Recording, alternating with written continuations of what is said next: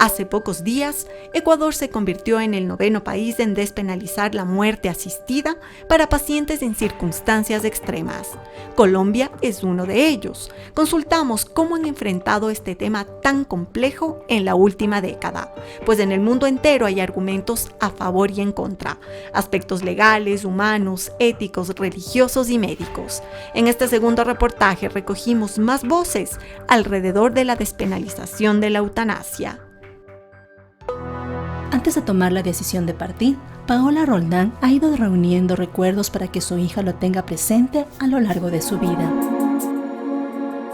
He pasado más de un año armando la cápsula del tiempo para Oliver. Regalos para sus cumpleaños, una caja con las primeras memorias, cajas para los momentos importantes en su vida. Cuando se enamore por primera vez, cuando le rompan el corazón, cuando saque su licencia de manejar, cuando salga del colegio y vaya a la universidad. Ha sido difícil pensar en un símbolo para cada uno de estos momentos, sobre todo porque no sé qué le vaya a gustar o en quién se vaya a convertir mi hijo. No he querido que estos regalos se conviertan en un dictamen de lo que yo he querido para él, sino que cada vez le ofrezcan más libertad. La resolución de la Corte Constitucional de Ecuador permitirá a Paola decidir cuándo recibir la eutanasia, pero también establece que se requiere de una ley que proteja los derechos y la seguridad de los solicitantes de este procedimiento, contar con un consentimiento informado, la evaluación de comités médicos y la confirmación de un diagnóstico terminal. La sentencia es clara, ¿no es cierto? Bueno, primero es un tratamiento médico, no lo puede hacer cualquier persona. Segundo, es consentimiento directo del paciente, libre, informado e inequívoco, dice la sentencia, que es más o menos lo que hacemos todos cuando vamos a cualquier tratamiento médico. Nos explican cuál es el tratamiento que vamos a recibir, nos explican las alternativas de ese tratamiento, nos dicen lo que podría pasar, lo que no podría pasar, y una vez que aceptamos, firmamos un consentimiento. Es una práctica totalmente usual, ¿no? Y además es un tema de informar lo que va a pasar. La otra condición tiene que ver con las características de la enfermedad. No es cualquier enfermedad. Es una enfermedad grave e incurable, o una lesión corporal grave e incurable, que tienen en común las dos cosas, además, que provoca sufrimientos inmensos. Si no se cumplen esas condiciones, el médico que acompaña la eutanasia es reo del delito de homicidio.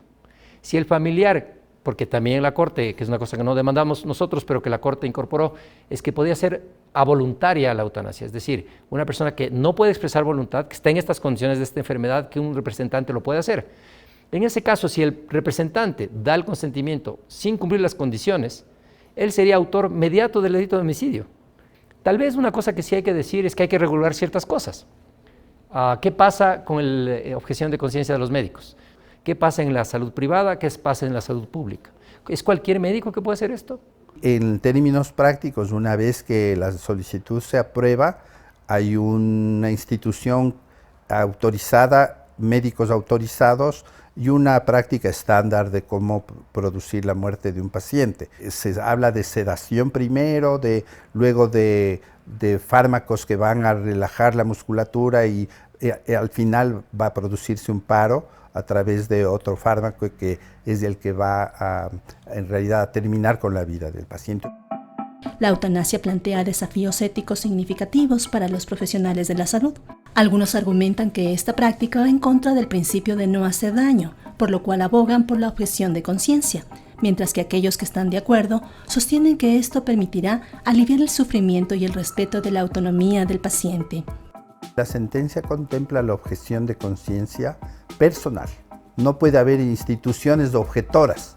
Las personas son las que pueden dar objeciones de conciencia. Es decir, yo no voy a hacerlo porque se opone a mis valores, a mis criterios, a mi fe, etcétera, ¿no? Por el otro lado, se califican y dicen, yo sí quiero, estoy dispuesto a ayudar a la muerte de un paciente porque entiendo la enfermedad, porque entiendo los sufrimientos, porque entiendo la problemática, ¿no? Y justamente el Estado en eso debe garantizar que exista, si existe ya la ley, que exista la posibilidad de que los médicos puedan hacerlo, digamos, sin el miedo de que se les impute un delito. La medicina, la tecnología y la ciencia han logrado extender la vida de la población mundial con todos los métodos posibles. Sin embargo, hoy se debate si es humano prolongar los tratamientos que pueden llegar a ser dolorosos, costosos y poco dignos, conocido como ensañamiento terapéutico. Hace 10 años, Julio enfrentó un paro cardiorrespiratorio. Su corazón dejó de bombear sangre y oxígeno a sus órganos, y eso le generó una encefalopatía anóxica, dejando graves lesiones. Padece una discapacidad física y mental del 98%. Para su familia ha sido duro comprender que no existirá mejoría alguna.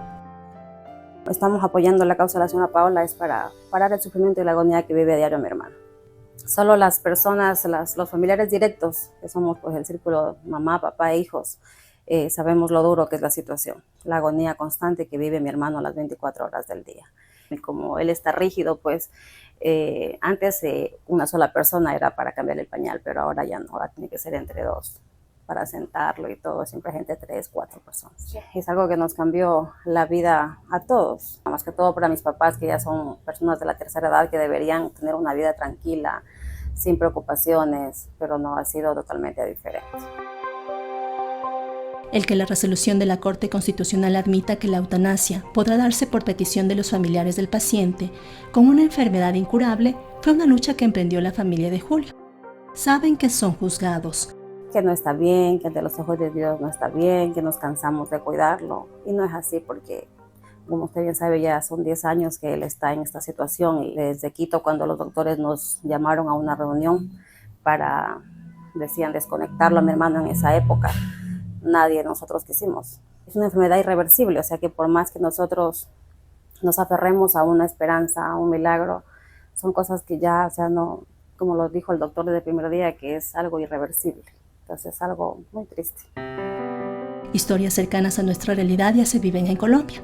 Desde 2015, año en el que se reglamentó la eutanasia en ese país, y 2022, se han realizado 322 procedimientos de muerte médica asistida en Colombia. Pero la lucha para que se aprobara esta ley comenzó mucho tiempo atrás. En 1979 nació la Fundación Pro Derecho a Morir Dignamente. Su objetivo, apoyar y proteger el derecho de cualquier persona que haya sufrido una enfermedad o lesión grave, incurable y dolorosa a escoger la forma como quisiera morir. En Colombia actualmente hay 4 formas de muerte digna despenalizadas y por lo tanto reglamentadas por el Ministerio de la Salud y la Protección Social. Esas 4 formas son, la más famosa de ellas, la eutanasia, que es un procedimiento en el que un equipo médico realiza una intervención para detener el proceso vital.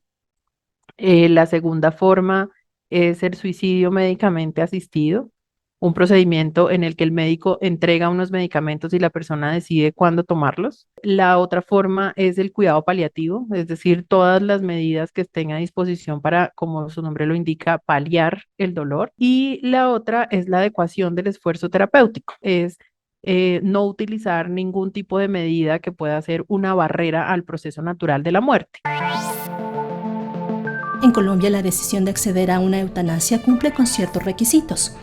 Que la solicitud sea libre y sin presiones externas. Se conozca a conciencia las opciones y procedimientos de muerte digna aceptadas en Colombia. Y que esta decisión sea conversada y compartida con la familia.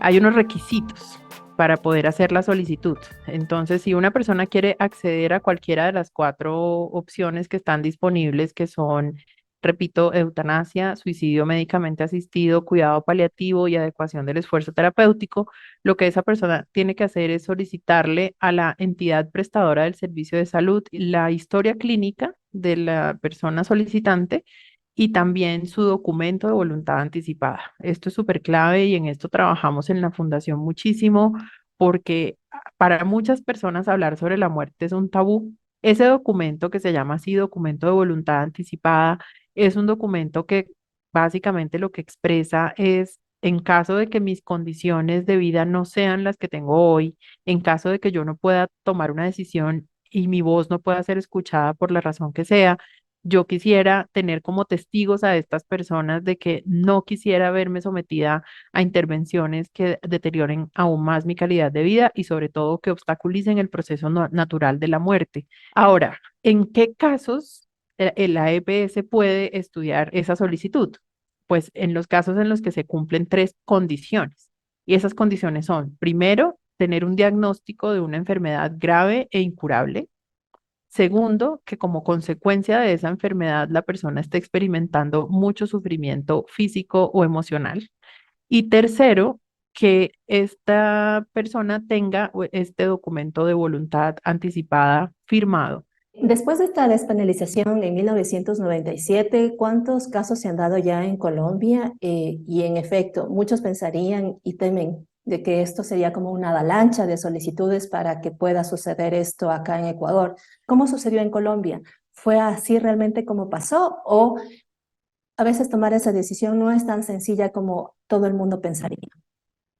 En efecto, así como lo estás diciendo, Ángela, es el hecho de que un derecho se garantice no significa que haya una avalancha de casos por suceder. Lo que significa es que tenemos mejor registro formal de lo que sucede. Entre 2015, que es el año en el que se reglamentó realmente la eutanasia por el Ministerio de la Salud y comenzó el registro de esos procedimientos, entre ese año 2015 y el 31 de octubre de 2022 se habían realizado en Colombia 322 procedimientos de muerte médicamente asistida a través de la eutanasia, indicando de todos modos un porcentaje bajísimo de la población que tenemos en Colombia, que es cercana a los 50 millones de personas. Hay un dato que puede ser revelador y que puede ayudarnos a entender lo complejo de este tema. Entre enero de 2020 y febrero de 2023, hubo 3.690 suicidios en el Ecuador. De esos, 260 pudieron haber sido motivados por una enfermedad terminal, según la DINASED. A veces, en ciertas circunstancias de salud y enfermedad, los procedimientos médicos pueden resultar en tratos crueles, degradantes, muy dolorosos, muy invasivos y muy poco garantizadores de la calidad de vida. Y esto no es porque los médicos tengan malas prácticas o porque los médicos pues hagan las cosas que no son. Esto sucede así porque hay unos ciertos momentos de la enfermedad en que todas esas terapias son muy intrusivas y son muy dolorosas y añaden dolor. Claro, también existe la mala práctica médica que se llama encarnizamiento terapéutico. Y es esta obsesión que hay en alguna parte del personal de salud que consiste en insistir en mantener la vida biológica por encima de la vida biográfica. Varios han sido los titulares en los que la prensa internacional ha resaltado la lucha de Paola Roldán a decidir morir con dignidad. Un debate que nos enfrenta a cuestiones trascendentales como la vida, la muerte, la compasión y la dignidad.